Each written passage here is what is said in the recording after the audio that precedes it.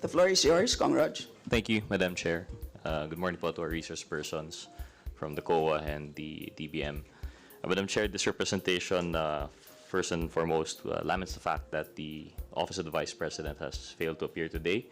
We lament the fact that, as I understand, the committee actually extended courtesy. In the letter, it was indicated that the Vice President may or may not attend. However, it is required that a representative be here. Unfortunately, not even a representative is present here, kahit USEC man lang, ASEC, not even a director, for us to be answer questions. As a personal courtesy to the Office of the Vice President and understanding her responses from the last hearing, this representation has opted to question mostly the budget of 2023 regarding the regular budget. But even then, unfortunately, it would seem that the OVP is not here for us to question. So but in line with their duty in the House for the deliberation of the budget, I will carry on with my questions. Siguro po dito na lang si COA because coincidentally my questions are precisely on the COA report. So with that, Madam Chair, I will be now proceeding with my questioning to the COA. Point of order, Madam Chair. What is your point of order? And please explain the rule that is violated. The rule violated, Madam Chair, is our tradition. You just upheld that the tradition will be respected. And so, if questions will still be asked, then the tradition that we have kept so well, that you have said that we're not about to discard right now, will be disrespected again. I thought we understood each other. There was already a ruling. Kong Marcoleta, we had already voted earlier on that issue. That's on another tradition, matter, so Madam Chair. your point is not well taken. Please proceed, Congrod. Thank you, Madam Chair. So, Madam Chair, I'd like to direct my question to the COA. Madam Chair, I understand part of the budget of the OVP was utilized for the construction of satellite offices. Would that be confirmed by the COA?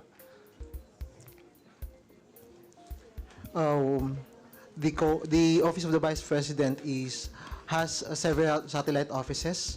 3 established in 2022 and 7 were established in 2023. So it's wait.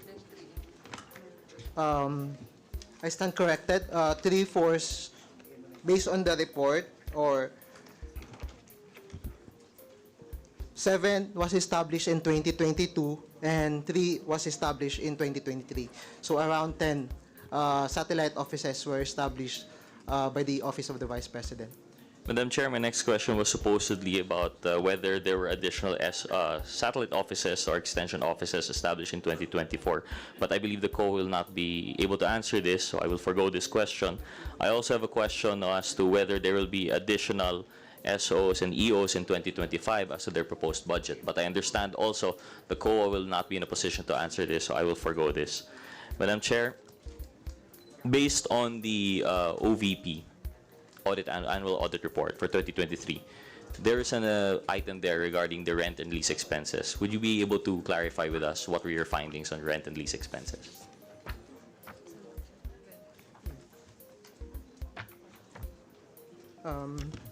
Based on our observations, there are no major deficiency or significant deficiencies on the rent expenses of the OBP. Sorry, Madam Chair, may I clarify? Magkano po yung lease expenses that you have found in your audit report?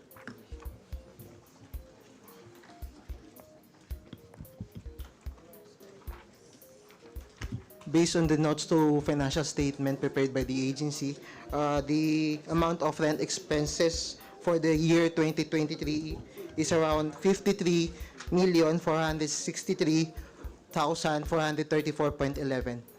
And Madam Chair, for fiscal year 2022, how much po yung lease nila? For the 2022, it is 29,867,228.20.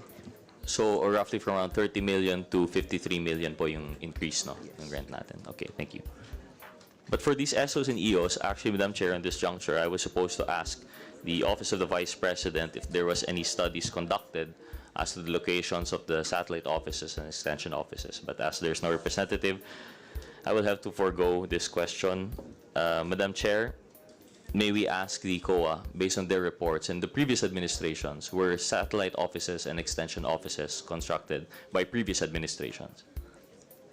On my knowledge, based on my knowledge, the previous office of the Vice President or the previous administration for Office of the Vice President does not have a satellite offices. No satellite offices. Thank you, Madam Chair.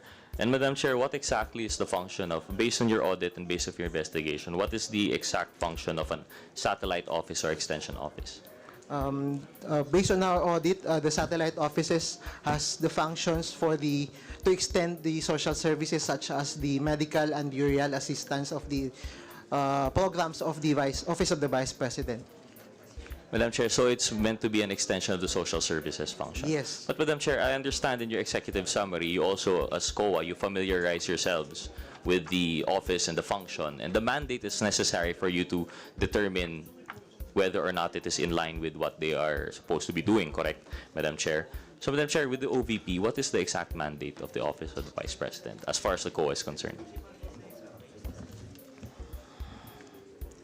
Based on the notes to financial statement or our report, the OVP is a national government agency established under Section 3 of the Article 7 of the 1987 Constitution of the Republic of the Philippines, and later reorganized on July 24, 1987 under Executive Order number 240, and then as the second highest office in the land committed to the service of the nation, OVP performs executive, ceremonial, and advocacy functions, collaborating with stakeholder and organization in both public and private sectors to develop and promote programs that uplift the lives of the Filipino. Madam Chair, according to the COA, in your opinion, can the OVP continue its programs without satellite offices and extension offices? As you mentioned in the previous administrations, wala naman pong SO, wala namang EO. So, based on your audit findings, would it be absolutely necessary that we have this rent and lease expenses?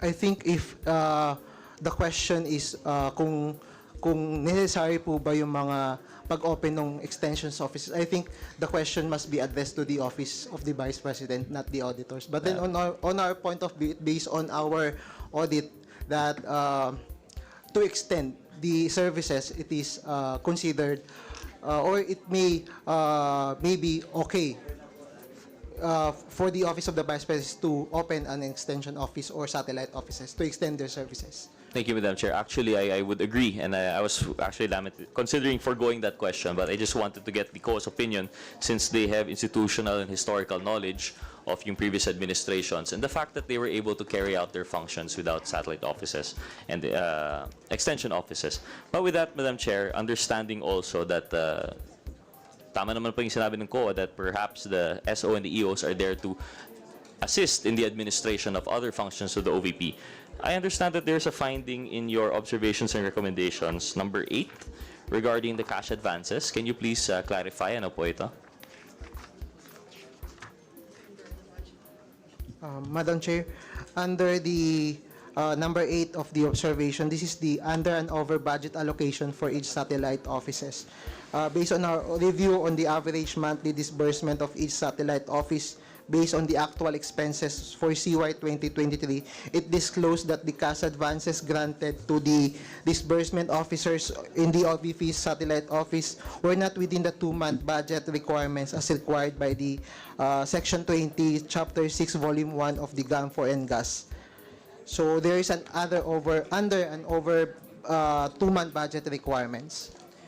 Madam Chair, my understanding po of this cash advance is to allow for the orderly administration of those functions of the SOs and EOs po, no? And rightly, there are guidelines with the COA that 2 months po yung ideal na meron parang for their operating usage. Madam Chair, can the COA correct us? Based on their understanding of the nationwide needs of budgeting and auditing, are all regions equal po ba? Are all the requirements equal throughout the country? Or varying naman po siya based on demographic, based on demand?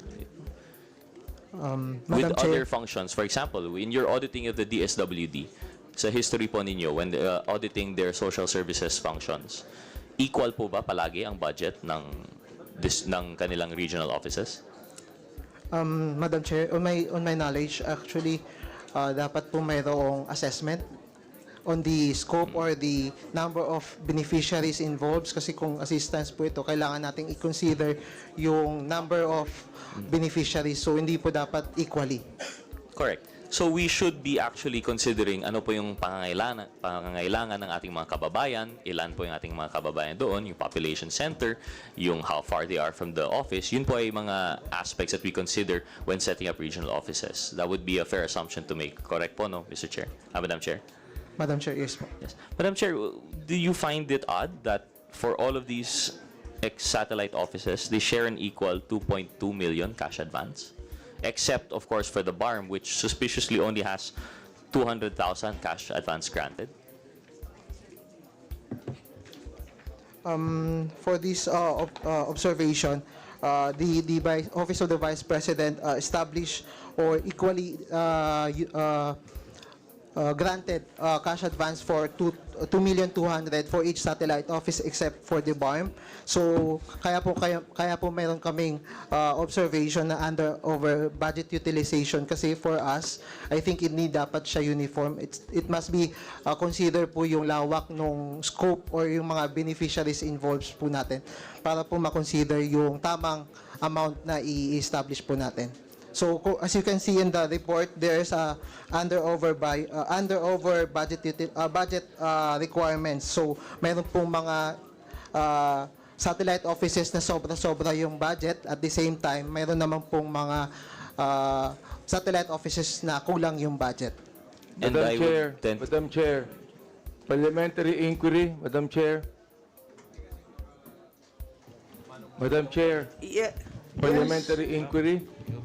The Honorable Abante. It is also a cherished tradition in Congress that whenever we deliberate the budget of a certain agency, that the head of the agency must be present. At this point in time, there are no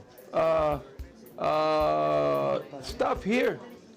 The head of agency present on the office of the Vice President. And we only have a DBM here. A DBM even answered that only, the COA even answered that only the OVP could be able to answer that. Perhaps we could be able to say it. Kanina, sinabi rin po ni Jose Marcoleta, is a cherished tradition to approve the budget immediately. But there's a cherished tradition that when we deliberate a budget of any agency, that the head of agency should be present. That is my parliamentary inquiry, Mr. Chair. So, as we had explained earlier, we received a letter dated 10 September.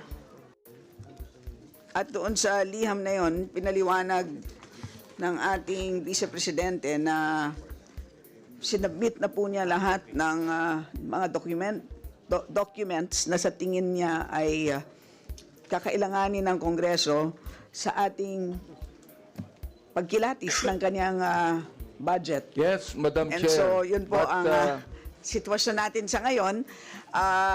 Pwede natin, pagkatapos ng ating interpellation, pwede natin desisyonan kung anong gagawin.